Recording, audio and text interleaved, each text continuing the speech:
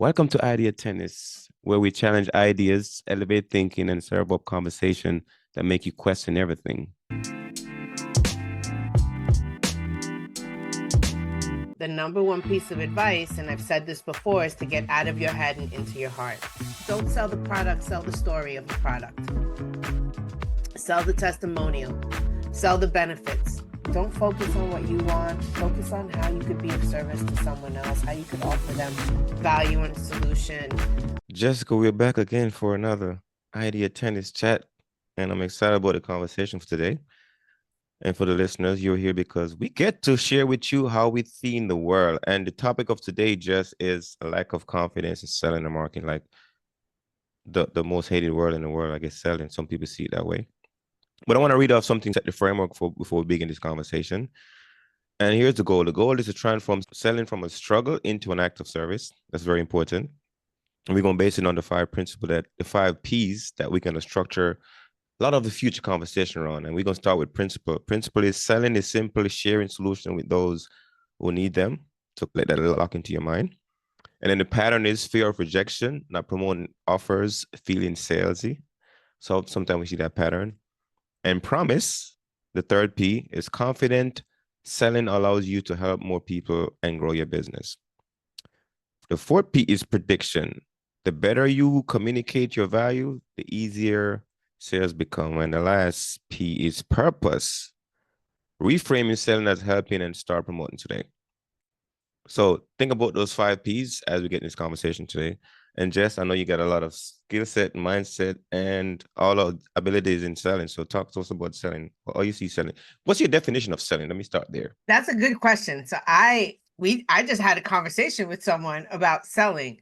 Selling isn't about a transaction. It's not about a profit or a dollar.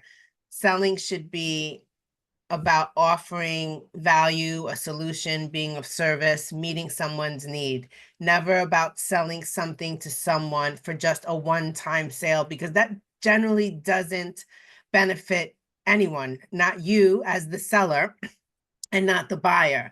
I also think people like to buy, but they just don't like to feel like they're being sold. And when we focus in on the sale, the transactional part of the sale, it doesn't feel good. It doesn't, which is the thing that I think most people get hung up on when they think about selling and sales. But if you position it as something else, like I'm trying to help you, can't eat cheese buns anymore because they mess up your stomach. Have you ever heard of this product? It's an exclusive product that I carry. I'd love to be able to share a sample with you and see if it helps you with being able to eat cheese buns. Okay, but that was because I heard you tell me, and not actually right now, but in the past, I've heard you tell me about your cheese bun story. So I identify a product that I have that could be a solution to your problem. I'm gonna breathe on that one because I understand what you're saying. And I think when folks are going into this space of sharing with people the solution that they have come up with that might fit a problem, right? Because it's connecting a solution with a problem. Yes. And oftentimes it's very difficult if you don't know what the problem is. And somebody's like, why are you selling me this thing that I didn't ask for? And then you feel like, oh, they rejected my offer. But then, they will say you can't say the wrong thing to the right person. But then you can't say the wrong answer to the right question. And you can't say the wrong solution to the right problem. But oftentimes we don't know the problem. And we're making offers to a problem that we don't know exists. It's like me offering you an answer to a question you never asked me. You kind of feel that way, like, why are you telling me this? I never asked you about it. And that stuff feeds a certain kind of way when you're connecting with somebody that clearly you have something to offer them, but you don't know what to offer them because you know their problem. So then I guess the reverse approach is you got to find out the problem first before you diagnose the thing. And we are diagnosing before we know what the problem is. So that's, I think, the issue with selling makes it so difficult. What do you think? You're correct. And the only reason I offered you my exclusive product that could help you with your cheese bun issue is because we had conversation. Wait. It's called bun and cheese. But I know you're Puerto Rican. Whatever. Bun and cheese, cheese bun. It's the same thing. Bun and cheese. Your bun and cheese, right? It is because we've had conversation about it in the past, not once, but multiple times. And not just here, but in real life. And so that required me to know you.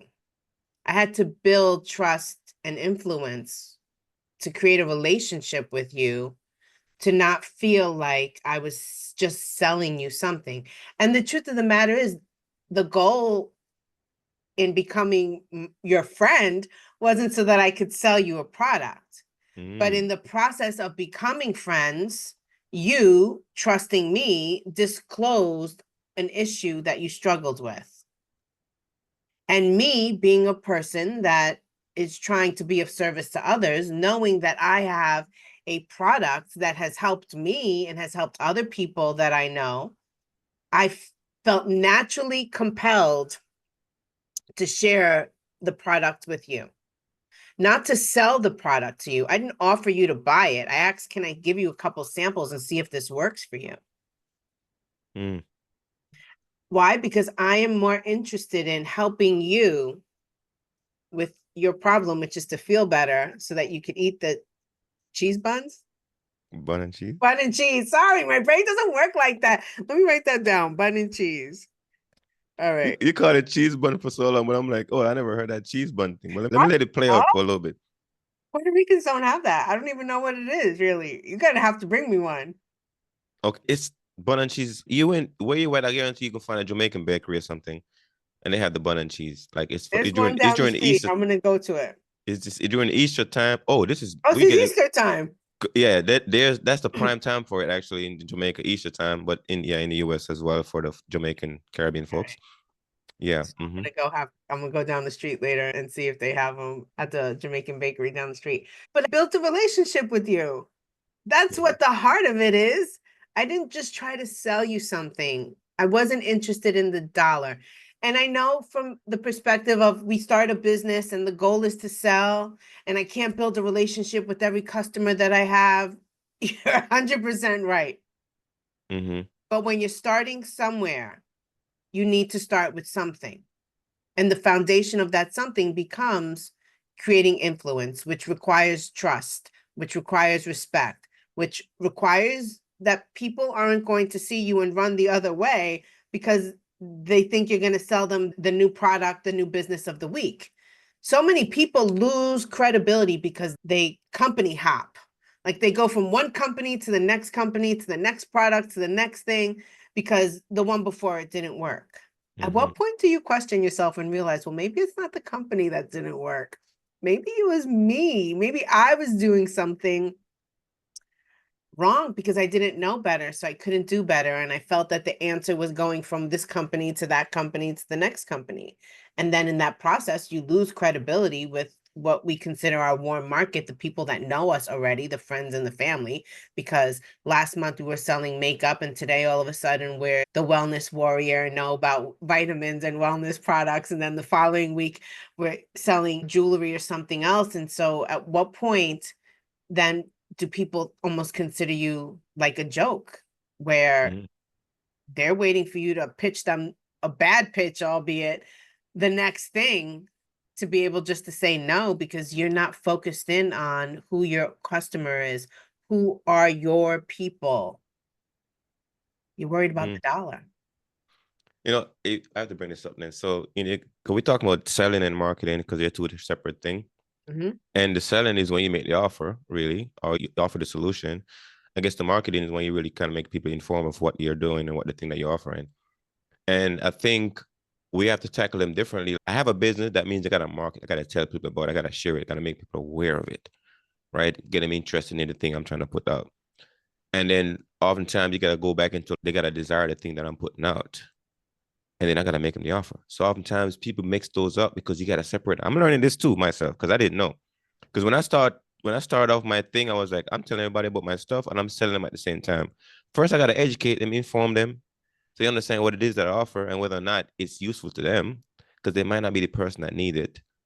And then from there, oh, I learned a problem. Like, hey, I got a solution for that. I'm selling my solution actually. And then if you like it, then we exchange the value or the coins. But it's very difficult when you don't know the separation between them. It's very difficult.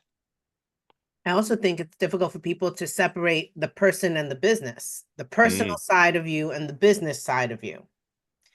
When we're talking about marketing, let's say on social media platforms, you need to decide, is your social media, and we've had this debate, is your social media for personal or is it for business? Mm. And how do you position your business on your personal social media platform? That becomes an interesting concept.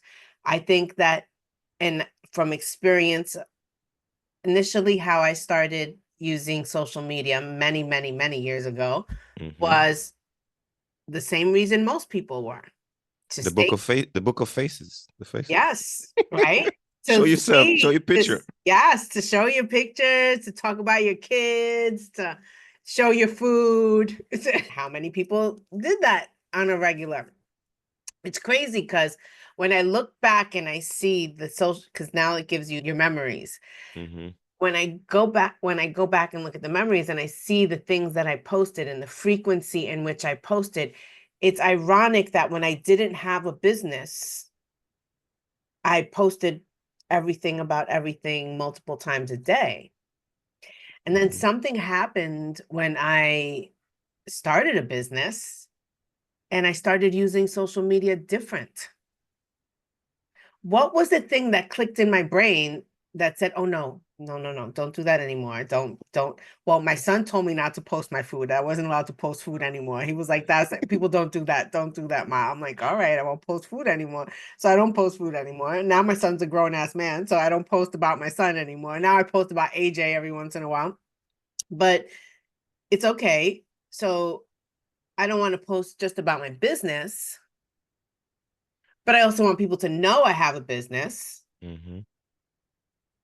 I did such a bad job on my Instagram page, I'm going to say, that a couple years ago, I want to say during the pandemic, I did an online Grant Cardone 10X workshop.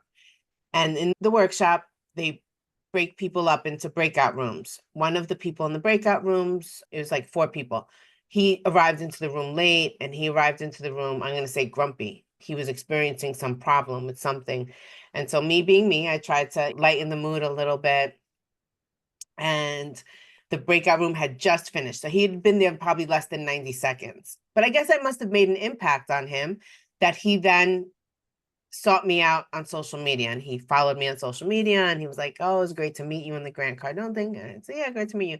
And then he said he had a podcast and he'd love for me to speak on his podcast eventually.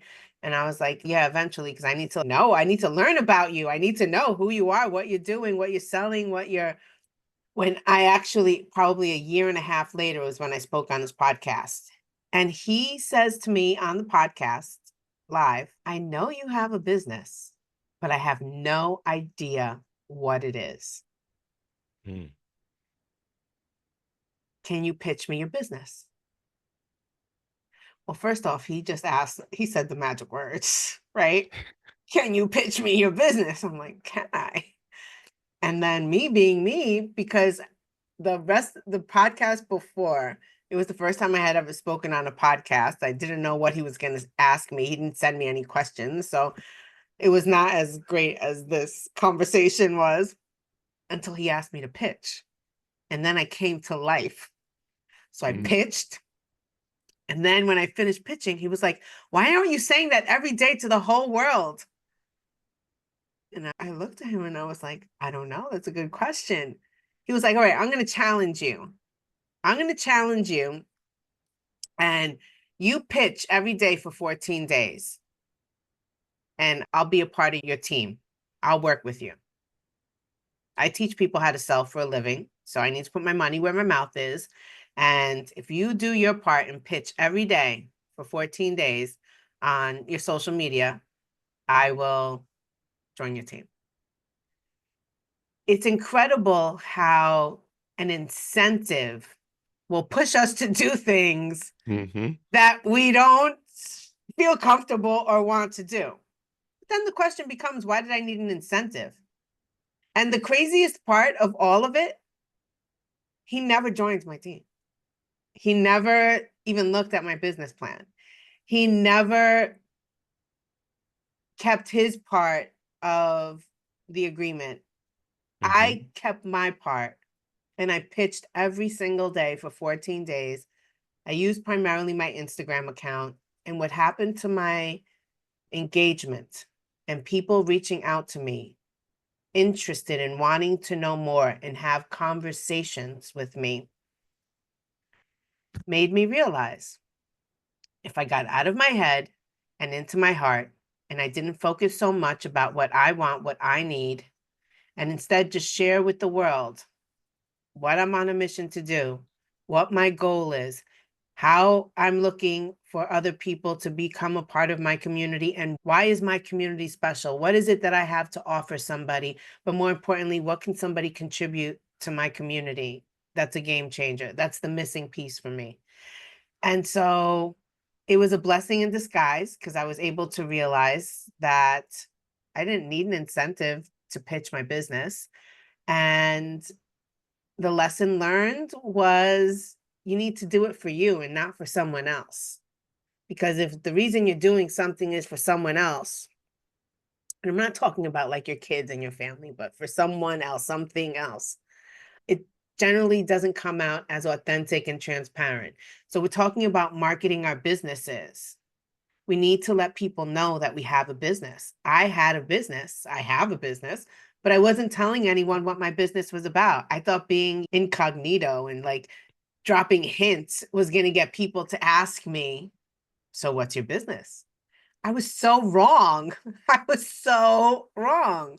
Mm-hmm. But I know that I wasn't the only one that thinks like that.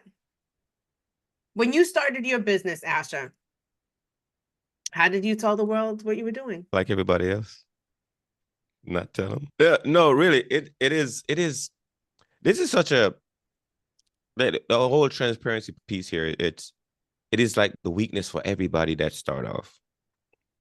Like they're shy, they're insecure about what they've started. They're not sure what people are gonna think, what they're gonna say about it, and we don't tell anybody about it. And if you look at any other brand out there that if they didn't bring it to your attention, you wouldn't know they exist. But we don't notice that at first until we start getting deep into our business.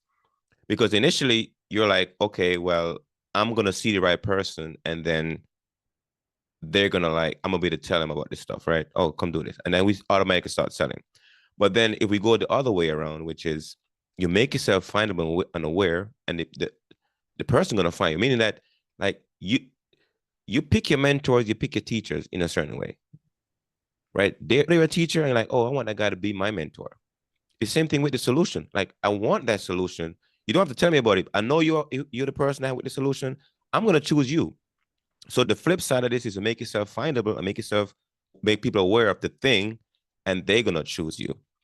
And then it's easy to sell to them because now they have like, oh yeah, I heard you have this thing. Tell me about it. Oh, good. It's a difference. So getting there is not that easy though. So how would you unlock people mind frame to get to the place where they make themselves findable, make people aware of them, so then people can choose their service, and then from there you can make the offer to the person because now they have signal interest in your thing. So the number one piece of advice, and I've said this before, is to get out of your head and into your heart. Don't focus in on what you want from someone, but what you can offer someone. So positioning your business as how is it helpful to the world? How is it solving a problem? What's the problem that it's solving?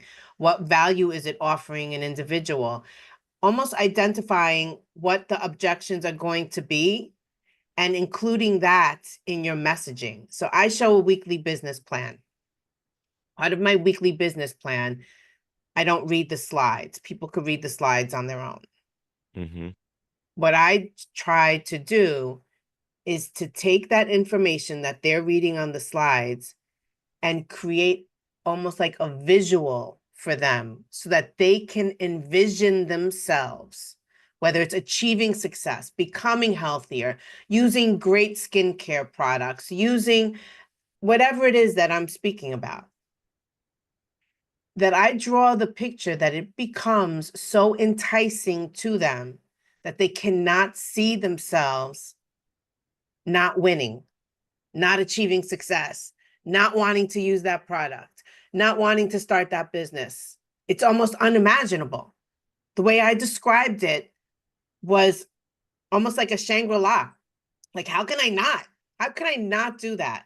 Listen to the way she described it. She didn't describe it about what it's, yes, I lead on how it's changed my life because that's the connecting part. So when you're talking about how do you connect with people, I'm going to give a perfect example. I follow this young lady on Instagram and she sells for a direct marketing company, weight management products. When she established her business, I actually met her. I met some gems of a human being on that Grant Cardone 10X workshop that I did. I met her there. And we follow each other. It's been like 4 years. But when she started her journey of sharing her business with the world, she did it right. She did it right because she led with her story. She led with her results. She led how she was a customer first. She led that she had a problem. And the problem was she had twins and she had baby weight she couldn't get rid of. And she was looking for a solution and she discovered these products. She shared her journey of fitness, of weight management online. I think for almost a year before I saw her post something about join my team. Was she building a team along the way? Heck yeah. How was she doing it? She was going out and identifying other people that had the same challenge that she did, that had been watching her journey, watching her be consistent, watching her be authentic and sharing how it wasn't easy with a partner and twin babies and a full-time job. And she was leading with her heart, but she was sharing her results. She didn't all of a sudden start a business and start selling a product and recruiting people for a team. But you know what? That's oftentimes the first move. We talked about the lead domino thing. And in any process of putting yourself out there, the lead domino also in the storytelling piece is your connection to this thing. Like you're part of the story. You lead with that piece, right? Everything else kind of falls in place. You know, dominoes trickle, fall back in place. Boom, it connects. But oftentimes it's very hard to identify that lead domino at first because you know what? We don't believe in our own story. We don't believe in that like that part that connects us to the result or the before and after piece. We don't really see that part. And that's a difficult thing for a lot of people to recognize at first. So now we're educating folks on, hey, your lead domino is your story. You just gotta find a way to tell it that people can resonate with it, they can connect with it, and from there you lead them into, hey, the thing that works for me can work for you. But you first gotta understand my story. Like, how do I come to this thing? Like my bun and cheese, right? my issues with dairy, and then boom, and that is enzyme just kind of solve that for me, right? So people don't get that at first. It's very difficult, Jess, because you're not really schooled on it. So how you school them? Going back to the original piece of the thing here, transform selling from a struggle into an active service. And oftentimes we don't see that at first. If you don't love it, don't sell it. If you haven't used it, don't sell it. Don't sell it. Why would you sell it? You're a salesman or a saleswoman. That's not what the goal is. Again, a one and done customer is not useful. You want loyalty. You want referrals. You want to be able to have testimonials and share stories that create impact and more sales. You want to be able to have that trust and respect that when someone you don't know is asking one of your customers, what product would they recommend? And they recommend your product, but equally as important, they're recommending you. I think that when you focus in on the transaction of the sale, it becomes hard. It does. It becomes hard because then you become like almost in your head, what if I say the wrong thing? I love the fact that I position myself as not an expert. I don't pretend to be something that I am not. I can only share my experiences and how I've benefited from something. Even if it's not something that I am selling, if I'm going to recommend something that I use from another brand, another business, another company, I have a perfect example. a pair of shoes. I don't need to know the type of leather, where the leather came from, the exact color that they call it from the, like, no. I love these brown slide sandals. They are super comfortable. This is the brand.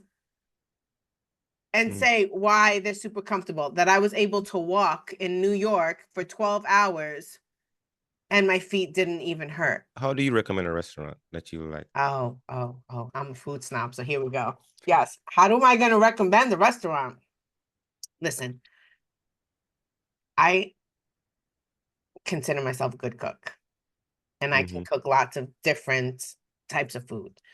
And so if I'm going to go to a restaurant, I want the service to be not good, but exceptional.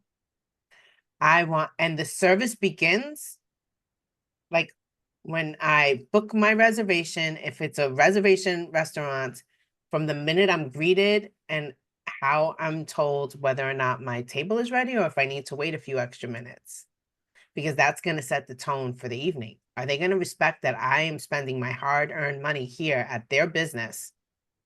And if they, from the minute I walk in, treat me just like that, like I am a great customer, they don't know how much money I'm going to spend at the restaurant. What if I order all the expensive things? They don't know that. I talk about the service. I talk about the food. I talk about even the portion size. I talk about so how many of us sometimes, I'll never forget this. I went to a steakhouse in Las Vegas many years ago, my husband, to celebrate his birthday. And the food was exceptional. It was an experience. Like it was something to write home about. And I would go there hands down every time I'm in Vegas. The service was beyond exceptional. I don't know how many staff they had on the floor. My husband's napkin fell off of his lap. And he didn't realize it because we were having conversation, we were eating, we were drinking, whatever. And when he went to go reach for the napkin to wipe his mouth, the server had seen, or the staff person, I don't know who it was, saw that my husband's napkin had fallen and he was reaching for a napkin that wasn't there anymore and rushed over with a napkin, a new clean napkin. I was like, what in the world? They're paying attention. I think that is the moral of the story. Pay attention to what your customer or future customer may need, want, or desire, and fill that void. You want to sell on your social media? Don't sell the product, sell the story of the product. Sell the testimonial, sell the benefits. Don't ask me the ingredients. I'm going to tell you, Google it. I could tell you what the benefit is. Don't ask me how much of the ingredient is. I don't need to know that. I need to know what the end result is going to be. I need to know what the potential outcome, if you take the product properly and consistently, what you could expect to be your solution or your result. That's what I need to know. But the only way for me to know that is if I have that experience. So how could I sell somebody something I've never tried, I've never used, I'm not passionate about, I don't love? That's transactional. That's about $1. Okay, so let's go back here because noticing something. When you talk about a restaurant, right? You don't know how much you're gonna spend. But then you have something, you have products that are like $20, $50, or I'm gonna call it the 3K or the 5K, right? It's worth some money, right? And you approach them differently where you go to the restaurant, I'm expecting you're gonna spend maybe a couple $100, right? Or maybe almost $100. And you might do some stuff for the service, make sure that the person, but then it's a $20 product. Like, guys, not much profit margin on that product. But how do you treat the product when you introduce somebody where they're like, oh, I'm not selling you because it's only $20, but I'm like, oh, the experience piece. Because sometimes $20 of experience versus $200 of experience is different. So how do you make sure they equalize or at least the same system? Because if you want to get to the $200 sale, you start at the $20 sale. Mm-hmm. You use the $20 sale to build your relationship with that person. You build the $20 sale to get trust. so that they believe not just in your recommendation, but they believe in the products that you work with. Mm-hmm. If your goal is just to get to the 200 without really knowing, is that the right $200 product for them? Because I haven't had a chance to get to know, is this something they would use every day? The $20 is the door opener. The $20 is what gets it started. The $20, the stepping stone to the $200 sale. The $20 sale gives you an opportunity and a reason to keep talking to them. The focus shouldn't be the $200 sale. The focus should be that $20 sale that's going to lead me to the $200 sale. The $20 sale that's going to lead me to a referral. The $20 sale that's going to turn into a lifelong customer. The $20 sale that's going to send more people my way and promote my products even without me asking. How valuable now is that $20 sale? I can see that, but oftentimes that's not recognized. Yeah. Okay. People So, want to get to the end result. We live in the Insta society, in the Insta world. They want to start a business and the business is successful. They want to start selling product and everybody wants their product. They want the end result now. But that's not how life really works. And if you're so focused on the end result that you cannot see the value that the process has, then you shouldn't be in business. Because at the end of the day, growth, mindset, and community, yes, the three things we speak about every single week, are part of that process. They are what's going to get you, if you're in it for long-term income, if you're in it for consistent, scalable growth, that's what's going to get you there. But if your mindset is just fixed on the money right now, then you really shouldn't be in business. Then go find a job selling something that earns commission. That's what you should be doing if that's what the goal is. But if you're looking to level up in all ways, then you need to work on your mindset. You need to be focused in on growth, and you need to figure out how a community is going to help fill in the gaps and get you to where you want to be. Whether that's learning how to sell, learning how to market, how do you make people interested, aware that they desire what you have, that they're knocking on your door. But that's not putting a post on Facebook saying, buy this. I got to tap back into the current time we're in, because we're in the abundance of production. Like, it's easy to produce things, easy to make it, it's easy to create it, but it's not easy to sell it and market it, because now people are like, oh, there's so many options. Like, why you? So then anybody can create anything right now. I'm not saying anybody, but most people can create something, create a product. There's a lot of product available for you to offer. So now it comes back to the personal branding piece. I know we don't pick the branding as part of this conversation, but this ties into selling, marketing, and branding, because now people are going to figure out, who do I trust to get my stuff from? Who do I trust to get the thing that I want to use, or who do I want to be like, and what are they using? So now personal brand makes a difference. So you're a person that have some form of influence, have some form of reach, then you gotta figure out what products you want to put behind you. Like, you are the lead domino, by the way. In this new age you're in, you are the lead domino, and everything else comes behind you. So no product is better than you. They come behind you, because now personal branding becomes a thing. So then how do you set yourself up with the thing that you want to offer alongside you, that represents you? And then how do you put that to other people's problem? That is such a spot on question that a lot of people struggle with. Mm-hmm.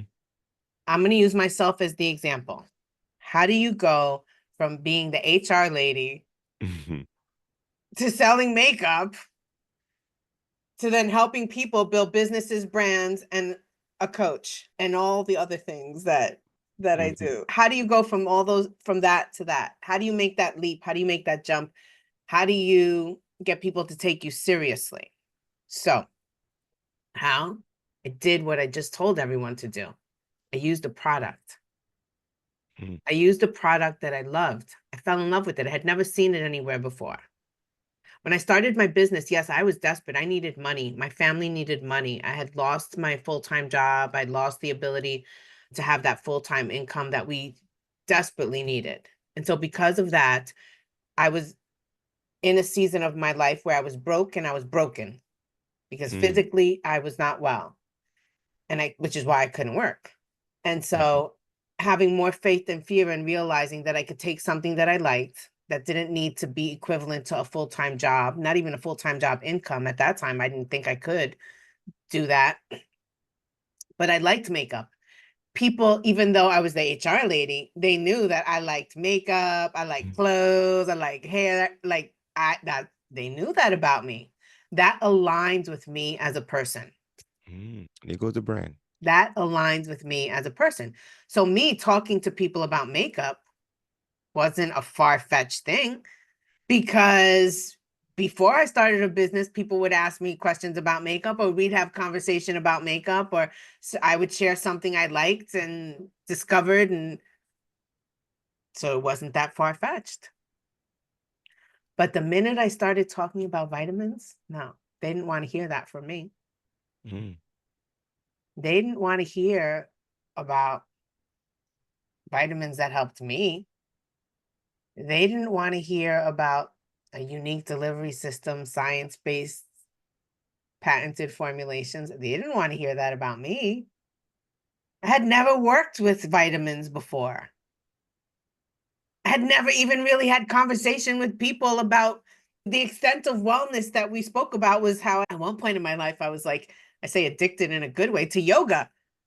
Mm. Maybe if I started selling yoga mats, they would have thought that aligned more with me. But vitamins, from them and their perspective, didn't align with me. So I think part of when you talk about establishing a brand and building a business, it should align and resonate with who you are and what you want. I'm gonna tell you this. I'm gonna tell my story in here too, because I see how hard it is. When I first started my business, I see everybody know me, Jessica, for the 2 decades plus as a soldier. Yep. And then I'm like, oh, I'm gonna be an author. I'm gonna write books. Nobody took me serious. I know this, but you know what? I said I'm gonna sit down. I'm gonna work on this. I'm gonna rebrand myself.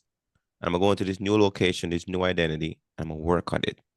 And I know people don't believe me right now, but I'm just gonna write books. So when I said out, I was like, I'm gonna write 86 book by my 86th birthday. So let's start writing. I figured I'm just gonna write and put myself out there. It could be a C class book or a D book. It doesn't matter. But I'm putting out there in the marketplace to be my grader, right? Because my goal is to write a great book before I get to 86 book. But I'm gonna keep writing because I want to get good at this thing. I'm rebranding. And after a while, it started to change. I'm like, oh yeah, this guy actually is not quitting on this thing. He's really like he's sticking to his brand. Like I'm gonna be one of the greatest author out there. I know this.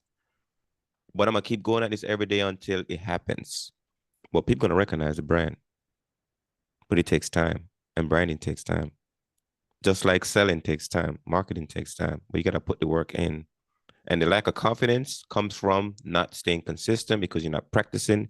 You don't want to focus on this thing long enough because people are like, oh, what are you doing selling vitamins? You're a makeup girl. But you know what? I'm gonna make you believe me because I'm gonna keep doing it until you're like, oh, this guy's not quitting. And sometimes it takes a lot of work and people don't put that work in. People, the self-sabotage is what stops people dead in their tracks. They're like on the verge of greatness potentially, but they give up so fast because it's not happening in their time frame. It's not happening quick enough. The story that I shared about the girl on Instagram, it had to have been over a year before she tried to even recruit anybody. Every single day for over a year, every time I opened my Instagram, that girl was posting multiple times a day. I have a love-hate relationship, and that'll be a conversation for another day with social media. I could give the good advice. I just don't like social media.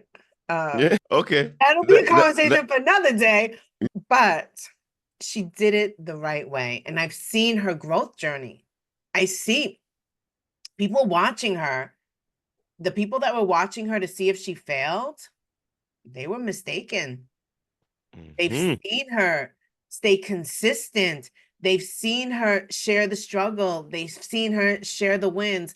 They've seen her share her personal life with her kids and her partner that became her husband in the journey. Like, they've seen it. She has put it out there as who she is, her brand. You even saw, if you were following and paying attention, her create a brand, like name the brand, put a name to the brand and put the Mhm. name on a t-shirt. Like, I saw that. Mhm. I saw that. So that's what's necessary. Again, she did not put products on her Instagram and say, buy this. That is not what she did. Mm-hmm. She spoke about the professional development that she was getting from the company that transcended to other aspects of her life. She spoke about how she didn't realize the importance of gratitude. She shared with the world when she was creating a vision board. Like all the things that we do behind the scenes, That's she what was people want to see. doing, she was doing on Instagram in a post. Let's talk about something. Because I was reading upon the lady that created Canva, Oh turned yeah. into a couple $1 billion business right now. It's pretty big, but she was telling a story about how much she pitched. Cause the venture capitalist is not is the same as a partner. Like you're recruiting a partner, they're like a VC in a way, right? They're gonna invest in you and your business. So I take on people that want to be partners. They're like venture capitalists, so to speak. Because you're gonna bring them on, they're gonna help you grow your business. Just like when you get a VC in your business, they're gonna put their money in your business, invest in your business, so your business can grow. But she was talking about how much she pitched her business to 100 plus VCs, and everybody says no until somebody says yes, and then somebody invests in it and they start growing. Same thing, you gotta pitch for a while, your business, your idea, and somebody gonna like, nah, I don't believe in it, I don't believe in you, I don't believe in you, and then somebody like, oh, we can make great partners. The right person shows up, and from there, with the right kind of energy, you and that person kick it off and go even further. So I would say right now, you're selling products, or you're marketing your business, or you building your brand, and oftentimes you're looking for that venture capitalist, either with the money or the person. They're gonna come with you and ride with you. And either way, they're gonna make your business go to the next level, but you gotta keep pitching. I know you like pitching there just because you a pitch queen. Like I said. I didn't always like to pitch. Mm-hmm. I didn't. There were times where I would pitch and the pitch was horrible. I didn't know what I was saying. I would stumble over my own words. The pitch was not good. The pitch was not cohesive. I was listening to someone essentially pitch the same business that I pitch. It was hurting my soul when I was hearing them. But I think you heard some soul when you first started pitching too, right? You probably did. The difference was it was a bad pitch, but there was authenticity to the pitch, even Mm-hmm. though it was bad. When I was learning how to pitch, I was doing what most people do when you're given like a script. Mm-hmm. Stay on the script. You don't go off the script. You read line for line. Don't miss a word. And if you miss the word, say, oh, I missed the word. I got to go back and you read the word again, right? This person was not thinking of the audience when they were Mm-hmm. pitching. When I coach someone on how to pitch like you're talking to a fourth grader. Mm-hmm. And I'm talking about pitching in a general format. I'm not talking about pitching in a boardroom. I'm just talking about pitching to a general audience, Pitching your business. Yeah. right? Pitch like you're pitching to a fourth grader. Take for granted they know nothing about your business, about your product, about you. Set the scene of what's possible in your pitch for them, not for you, but for them. And when you do everything except those three things, Mm. you can't resonate with your audience. You can't resonate with the people you're speaking to because you're so far removed from what they want that they can't see it or hear it in what you're pitching to them. I'm gonna add a formula that I learned from my coach Joe Weldon about public speaking. He called it his NFV, the needs, fears, and victory. And it was like when you're gonna speak to an audience, you need to know what that audience need to think, do, or feel, right? What is your needs? Like, what is the audience need? And fear, we was talk about like what is the fear? What is that thing that's keeping them up late at night? Like what are they worried about? And then the victory piece is what's the achievement, the accomplishment, right? What they're celebrating. So if we understand that piece, then you can tie that into it and they feel like it's personal to them. Like you're speaking to them. And that oftentimes I'm like, man, but it takes a lot of work to figure that out, which means you gotta listen to that person first and hear what they got going on in your world. and then you pitch to those things specifically because then you connect. And I take that serious when it comes to public speaking because I'm like, yeah, that makes sense because now I don't feel like I gotta work so hard to connect with them because I know what they're going with. That's like I love quiz, by the way. We talk about quiz. I love quiz because a quiz allow you to understand a lot about what's going on in that person's world. And then based on how they answer a question, then you can like, okay, let me pitch back to those answers that you give me based on the question that I ask you. And now we can connect a lot more. What are your thoughts? We can wrap up here. Quizzes get people to think about things. Mm-hmm. You had me take a quiz recently. First off, it was a long quiz. I mean, you didn't write the quiz, but you sent me to do this quiz. I was second guessing which was the right answer, which was the wrong answer. Oh my God, what am I going to put? What is it going to say when I put? I was like, am I going to fail this quiz? And what's considered failing? I was like, I'm just going to do the damn quiz. You should have seen the back and forth I was having with myself when I was completing this quiz. Self-assessment is tough sometimes, but it's good. It's It's tough. useful. Yeah. Mm-hmm. And so quizzes could be useful, Mm-hmm. especially when they're simple and not complicated, don't take a long time, when it's just one choice and not two choices that you need to make. Quizzes could be super helpful because it takes the like decision out of your hands and puts it in how you're going to answer the quiz. You don't know what the end result of the quiz is going to be until you answer all the questions, and you don't know what the next question is. Mm-hmm. So I think it's a great way for people to think outside the box and see what the quiz gives them as an answer. Does that answer align with them? Mm-hmm. No, well, maybe I need to reevaluate then how I answered those questions. Was I true and authentic, or was I looking to give the right answer? I think a lot of us do that a lot of times. We try to give people what we think is the right answer instead of remaining authentic and transparent. People buy you before they buy any business or before they buy any product. Can they connect to you, Asher, as a Mm-hmm. person before they will even consider hiring you as a coach, before they will even consider doing any projects or any work with you? Because if they like you, the likelihood is yes, they'll move Mm-hmm. forward. Mm-hmm.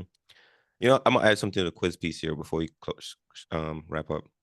Because when I think about quiz, I used to hate it, but when I think about it, it's what happened in real life. Life gives you a bunch of choices, and you gotta make a decision on one of them. So even though you're like, I don't agree with these answers or the options, but that's what life is. Sometimes life gives you a certain amount of options. You don't have all the options in the world. You have these. What's gonna be your decision? And the thing that a quiz does for a person, it tell you how undecisive you are or indecisive you are. Because if you have three options and you can't make your mind up, that's what you do with everything else in life. Oh, I don't know what to do right here. Make a choice. Like Asher is very simple. Yes, no, yes, no, yes. I like this, I don't like this.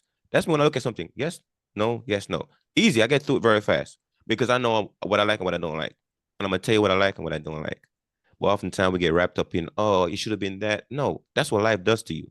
It gives you these options and you got to make a decision. And if you can't make a decision, you're a very indecisive person. And that shows up in a lot of areas in your life. I just want to add that. But let's wrap up. All right, Asher, what's your biggest takeaway from today's episode? I'm going to turn the table and ask you. Turn the table on me. You know, I like when you tell that story about that young lady that started on social media and she just shares stories about the before and after or the experience she's having, and then just lead people on to see how okay, or she's transforming or she's growing. Because I didn't understand that when I first started social media, and I had a conversation with my co-author, her name is Ilona, and Ilona, she's also a social media strategist. She was like, Asher, stop like saying those things. Stop talking about the product thingy. Talk about your story, your behind the scene thing. Speak on that. People want to know you. They want to get to know you. And I started doing that. It feels a lot different. Just get up and share about my stuff or share people what's going on. And little by little, it feels a lot more easier than people understand the story because people don't like it first. But I had one conversation with her and it changed my whole mindset around like, oh, social media marketing. But yeah, I was just selling because I want to tell everybody what I'm offering. And it's easy to get trapped in that because it sounds easier to get people right to the thing. But people don't want that. People like to you want to take them on a tour. Take me on a tour, buddy. Show me everything and then offer me the thing. You know, people want a long journey.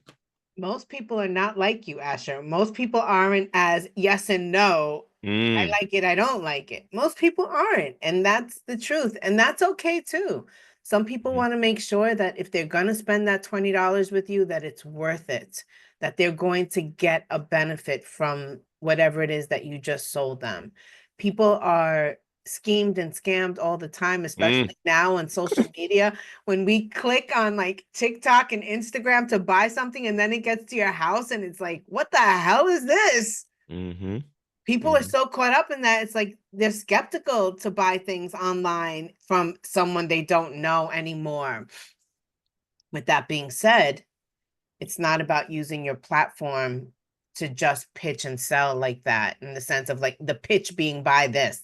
That is not a pitch. If you think you standing in front of something and pressing record and say, buy this Hustle with Heart mug, I promise you'll love it. No.